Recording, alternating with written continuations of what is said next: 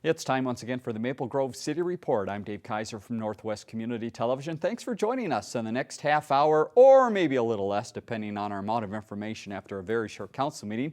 We'll get you up to date on what's new in Maple Grove and a few items from that council agenda. All next on the Maple Grove City Report.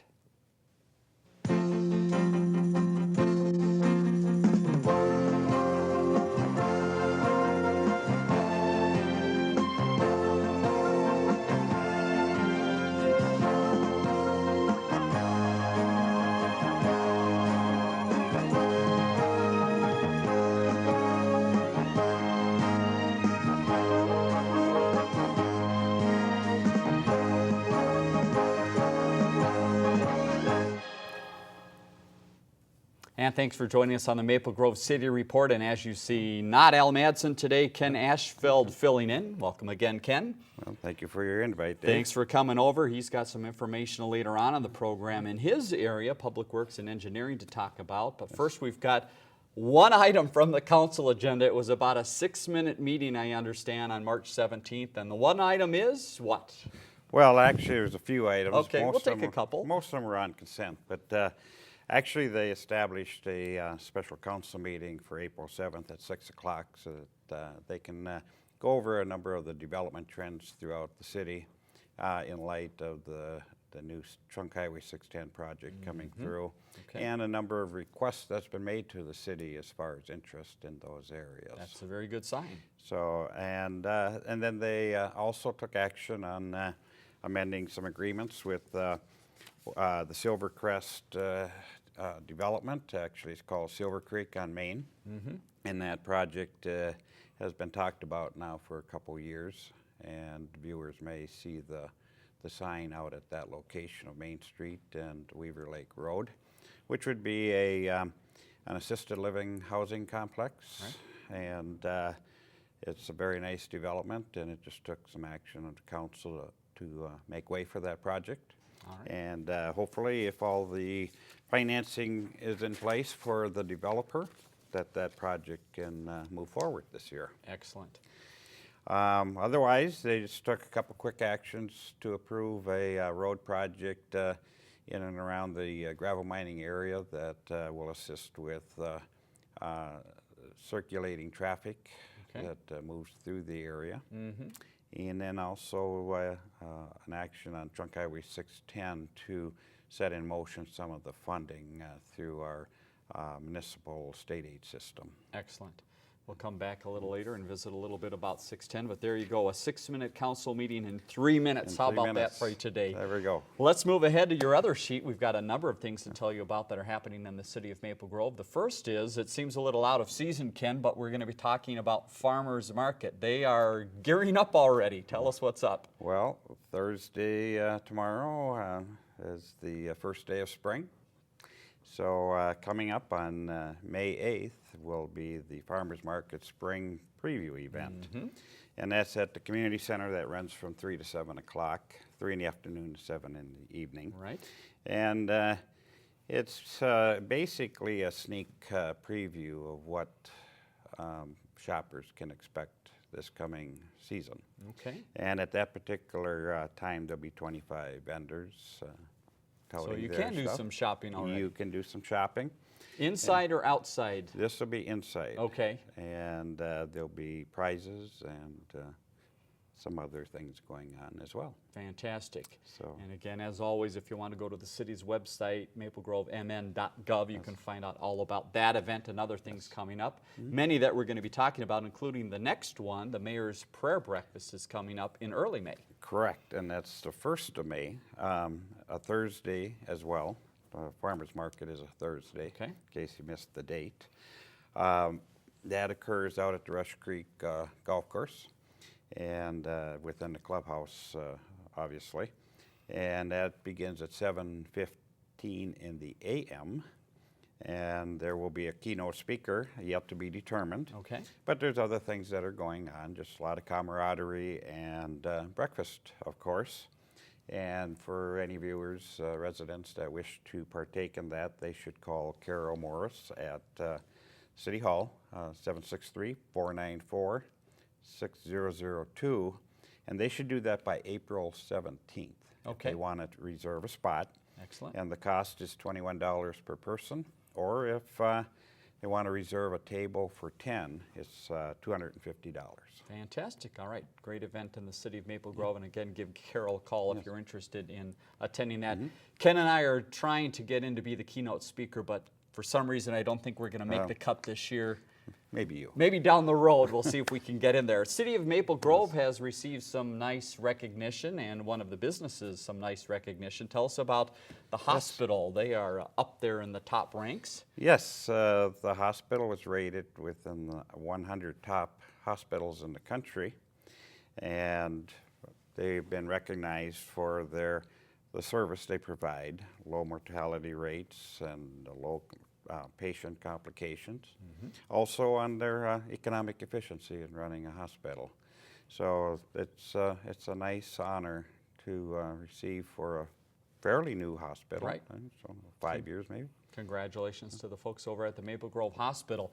And this next award, I know it's because of your hard work at the city, absolutely. right? Sure. They found out about Ken, and this group said, boy, that's a hard-working city. Tell us a little bit more about how Maple Grove has been honored in that way. Well, actually, this was a finding or a study done by the Mavoto Real Estate Group, and they evaluated residents within cities of their time spent at work and the amount of time in commuting and that type of thing, and found Maple Grove to be the 6th hardest working city in the state. So Fantastic. All right. Go Maple Grove. got to shoot for number 1. Yes, that's right. All right. We'll look for next year's survey. Let's go to development activity in town. A lot of things happening with homes, apartment buildings, also businesses. Let's start with homes. Give us the latest home numbers. Well, we're at 32 permits issued for homes this year. It's middle of March, and that is right on track with last year to the number. Okay. So we were kind of hoping for a little better year even, but we're holding the course, and that's probably indicative that the housing market is turning around. Right. And that weather just might have something to do with it so far this year. Well, it could. People look outside and go, maybe not start a new housing development. I suppose if you can only build so many of them and you've been delayed over the winter because it's been pretty harsh. Yeah, it has been a tough one, but we are seeing some big action happening on some big buildings above ground.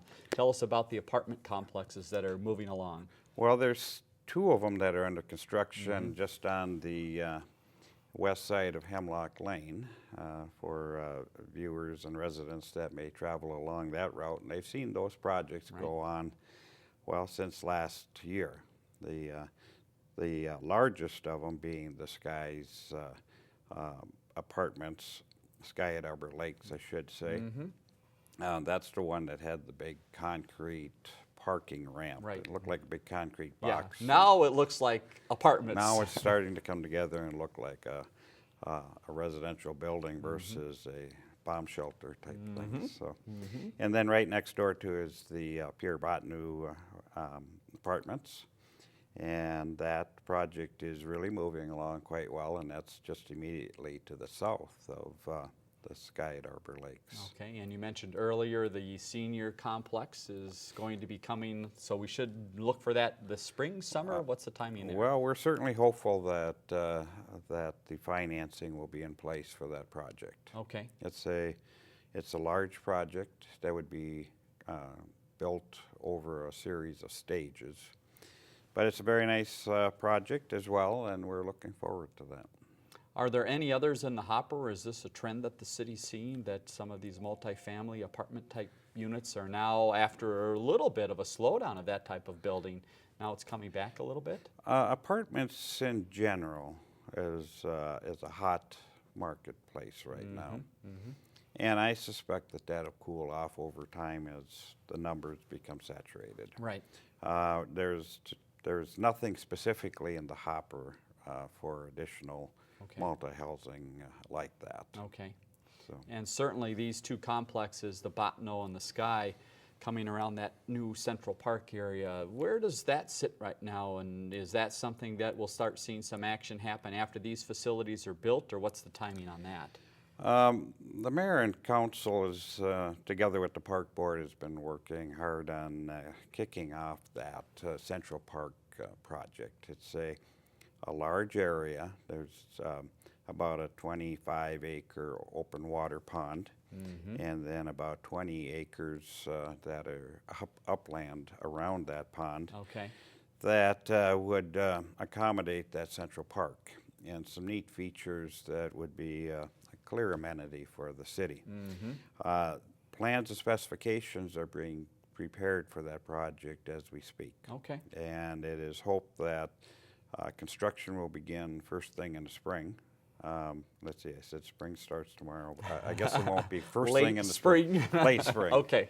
But, and hopefully have quite a bit of the work done before the end of the year. Okay. Very So good.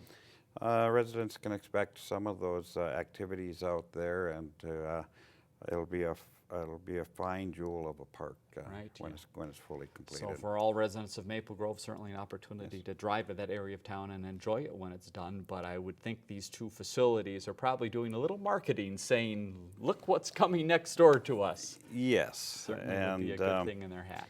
And for those that aren't real familiar with Central Park and its amenities and the proposed improvements there, they can go on the city website. Good. There's a nice feature of the park on the website. All right, excellent. All right, other development news in town. Ken and I always like to talk restaurants, see where we're going to eat next, or maybe where we've ate already and it's changing. Give us a little rundown. You've got quite a list here. Well, yes, there's quite a few coming in, either coming in or remodeling. Okay. You know, some of them have been there now 10 years. And hard to believe. In the restaurant business, it's time to remodel.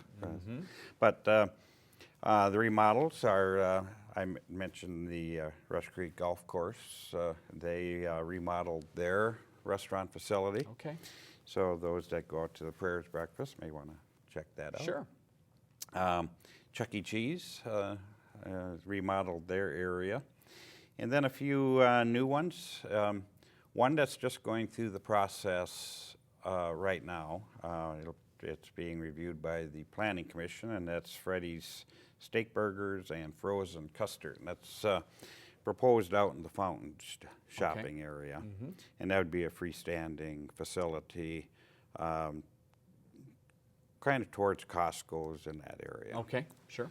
And then there's a Brugger's Bagels that's going to be locating down in the Wedgwood Commerce area.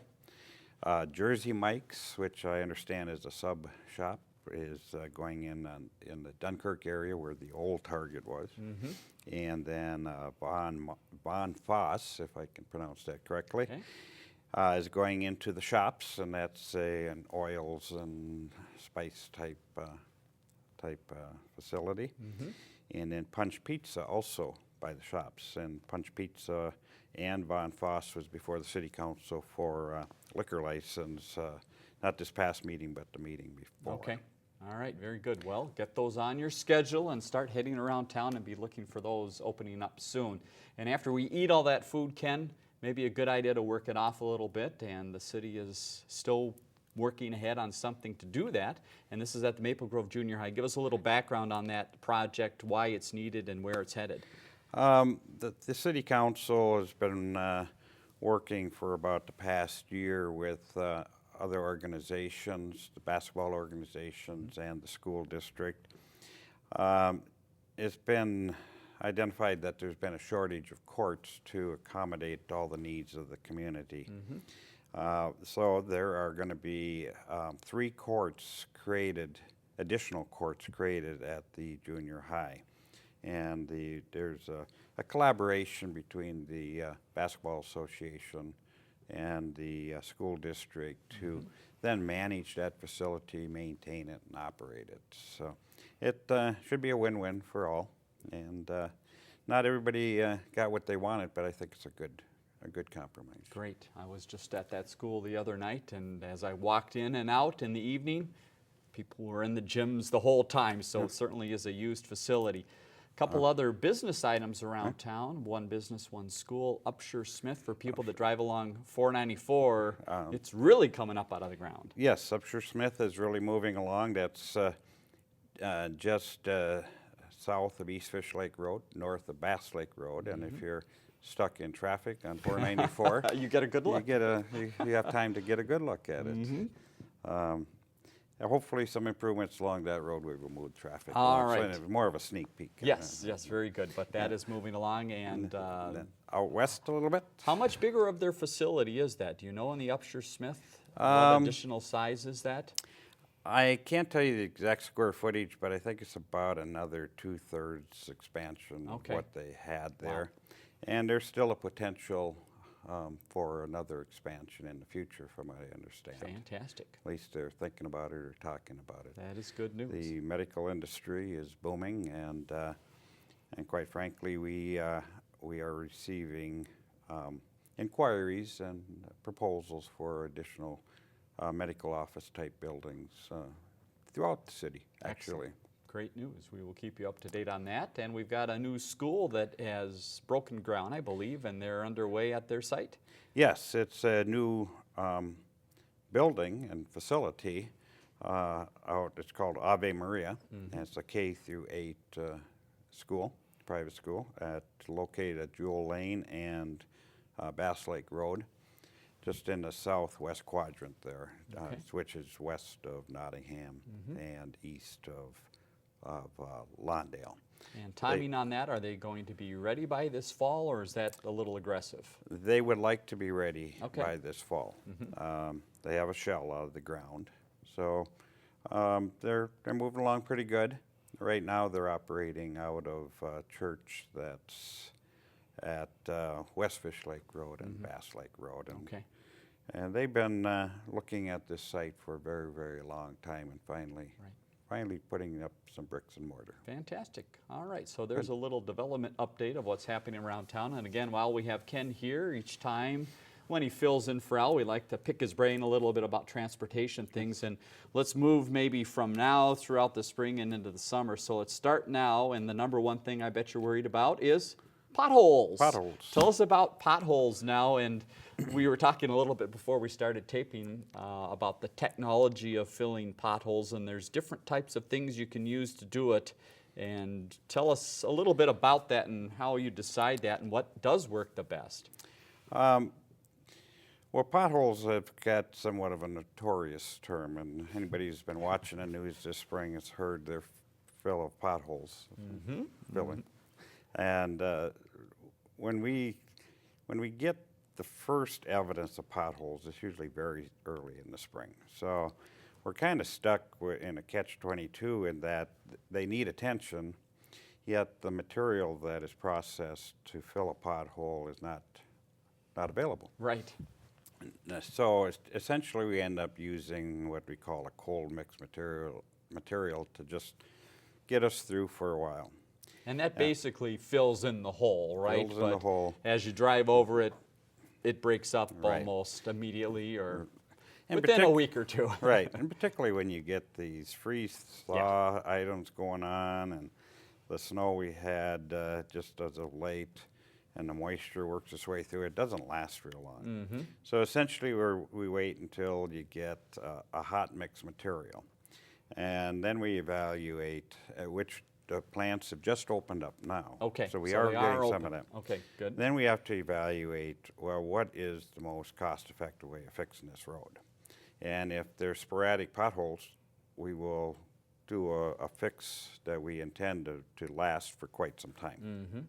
Now, we have a number of collector streets around the city that were programmed for a mill and overlay in this year's program that's associated with our city-wide street reconstruction project, Right. where we go into various neighborhoods.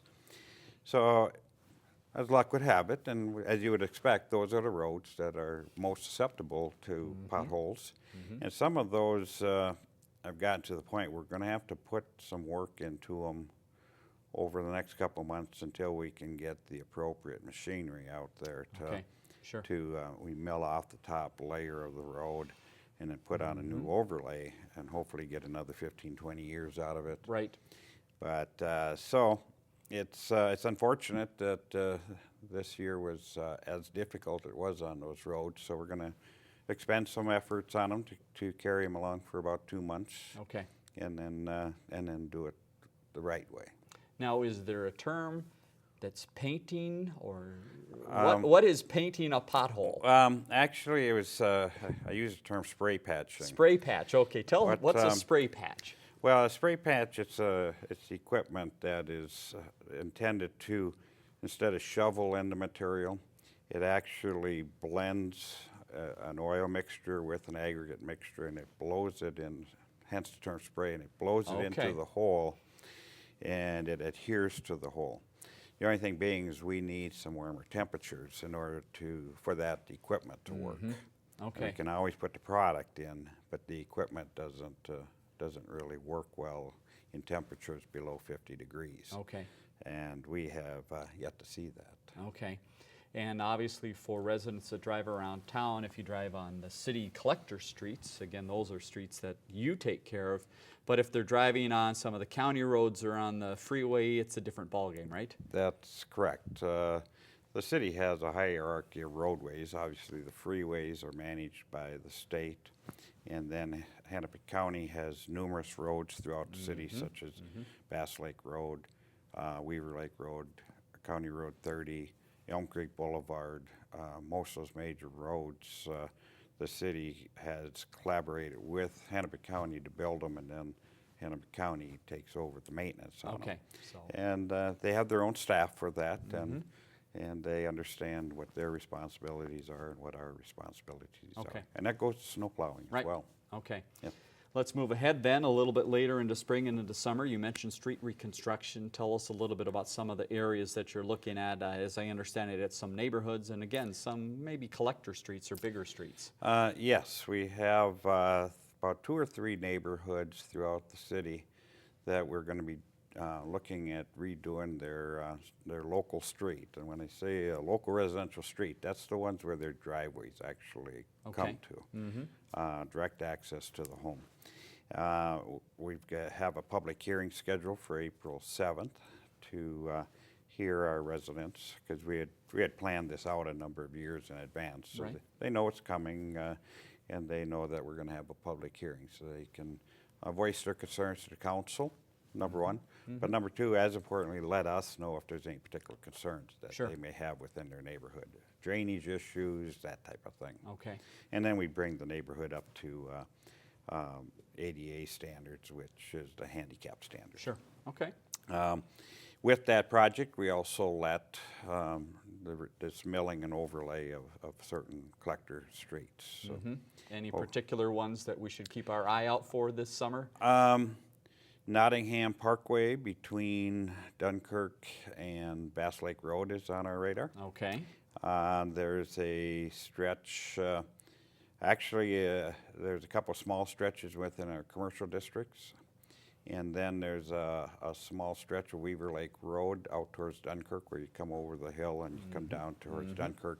We get a little shoving of the pavement because of the steepness of the hill. Okay. And then there's a stretch south of Bass Lake Road on Lawndale Lane.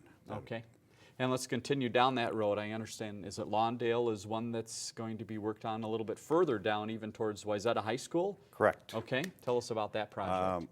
We're hoping to have bids. When I say we, I mean this is a collaborative effort between the city of Plymouth and Maple Grove in completing that stretch of Lawndale between where we stop in Maple Grove. Now, the road doesn't stop, but if the urban section where it's curb and gutter, drainage, trails, that type of thing.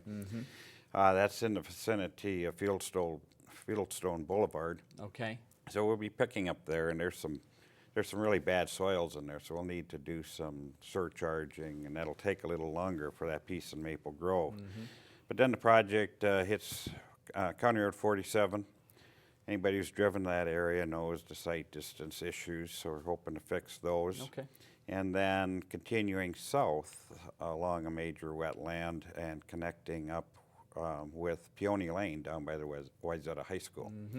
Be an excellent roadway to provide a reliever when Sure. 494 becomes congested, and we know that that's going to happen. No, that never happens. Will this be something that is done under traffic, the whole construction project there? We're going to try to do the part in Maple Grove under traffic, and then that part within Plymouth is actually an entirely new corridor. Okay. So you really won't even know that it's going on Right. until they open it up to traffic. Okay, very good. All right, while we have a couple minutes left, let's talk about some of the major roadways in town. 494, we've talked a lot about in past programs, and where are we now? Any changes since we last talked about the third lane coming along that stretch? There is a number of activities going on there. Number one, MnDOT is preparing a contract to be let this spring to start the work on the bridges along that corridor. There is an analysis going on regarding the pros and cons of a dynamic shoulder lane, which we talked about. Right. And what our mayor and city council has been pushing for, and that would be the third general purpose lane. A lane that would be open at all times during the day and night versus a managed lane that's open, sometimes closed others. Right. There's also a bill that's been introduced into the legislature to require Met Council and MnDOT to move forward with a third general purpose lane. Okay. So we'll see where that goes. Okay, good. We will keep you up to date on that in future programs. And then we can't stop without saying 610. Any new news on 610? I know there was a little bit in the council agenda. What's the latest there? Well, we've talked about 610 a lot over the previous airings of this program, but we're still on track in getting a request for proposals out onto the streets by March 28th. That was our target date that we set last fall, and we're pretty much on track there. We're hoping to attract 4 or 5 major design build teams, as this will be a design build project. And there's a big difference between design build and a design bid build, and if there's any viewers or residents that want more information on that, they could give me a call. Or there's information on MnDOT's website as well. But that is a fast track project, and we're hoping to have a contractor selected by late summer, I would say. Okay. Because it'll take some time. It's about a $100 million project, of which the design build team then needs to spend a lot of time putting their proposal together. Right. And from there, then it's a project that's actually designed as it is being built. And a shovel potentially in the ground when? Do we have Well, any idea? I think the standard line is that it'll begin in 2015. Okay. It would be my guess that a contractor would be wise to start on some of the bridges later this fall. Okay, good. Well, that's exciting to hear. It could potentially be in this year, so we'll keep our fingers crossed. You bet. Ken, thank you very much for your welcome. time again and all the information. Let's leave you with some information about the next meeting and also some numbers to call. Next meeting is Monday, April 7th at the Government Center in Maple Grove. You see the phone number at the bottom of the screen if you have any questions or want to touch base with Ken about some of those road projects. maplegrovemn.gov. The place to look for all the information about that farmers market spring preview and some of the other events going on. And our viewer response line is 533-1710. If you have any questions or comments about the program, give us a call. We'll try to answer those. For Ken Ashfield, I'm Dave Kaiser. Thanks for joining us on the Maple Grove City Report.